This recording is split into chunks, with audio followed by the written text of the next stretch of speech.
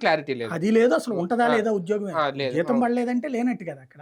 అవును. వాళ్ళకి సంబంధించి ఇప్పుడు 1,50,000 మంది ఉన్నారు. అవును. ఉంటారని ఓ పక్కన స్టేట్మెంట్ ఇస్తున్నారు. మళ్ళీ 1వ తారీఖు జీతాలు మాత్రం పెన్షన్లు దీంతోనే ఇస్తారట ఈసారి కూడా.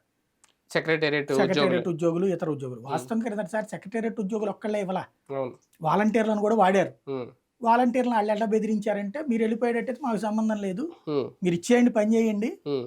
తర్వాత గవర్నమెంట్ ఇస్తది మీకు అవును. అని చెప్పి బెదరగొడితే వాళ్ళు పని వాళ్ళొచ్చి చేశారు. చేశారు పాపం. అవును. ఈ ట్రిప్ కూడా అట్లా బెదిరి చేస్తే పని చేయాలి హ్మ్. వాలంటీర్. హ్మ్. లేదు ఇవ్వట్లేదులే అన్న మాకు వదిలేసేయండి అని వాళ్ళు అన్నారంటే, అప్పుడు మీకు పెన్షన్ ఇవ్వడం కూడా లేట్ కష్టమవుతది. అయిపోతుంది. కష్టం కష్టమవుతది. అయిపోతుంది. అంటే వన్ డేలో అవ్వదు. ఇప్పుడేంటంటే ఆర్‌బీకేల దగ్గర నుంచి ప్రతి డిపార్ట్‌మెంట్ వాళ్ళని వాడితే ఇవ్వగలిగారు. చివరికి ఐసీడీఎస్ ఆ! ఉద్యోగులు, అది అంగన్వాడీలు కూడా వీళ్ళు. ఇంటికెళ్ళి ఎవ్వడికి ఇవ్వట్ల.